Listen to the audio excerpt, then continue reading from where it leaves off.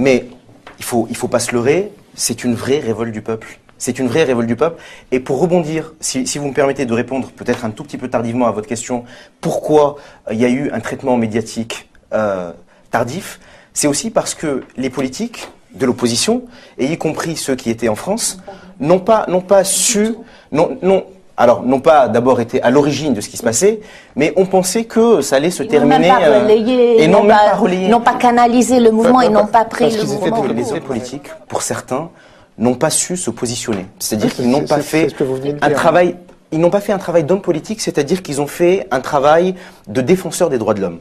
Or, il y a des organisations des droits de l'homme, il y a la FIDH, il y a Amnesty, il y a des gens, il y a la Ligue tunisienne des droits de l'homme, dont le travail est justement de dénoncer les actes attentatoires à la liberté, à la dignité, les actes de torture. Excusez-moi, un travail de défenseur des droits de l'homme, c'est pas un travail politique ?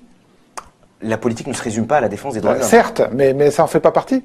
Ça en fait partie, mais ça n'est pas que ça. Qu'est-ce qui a manqué alors ? Quand vous faites de la politique, il a manqué un leadership politique.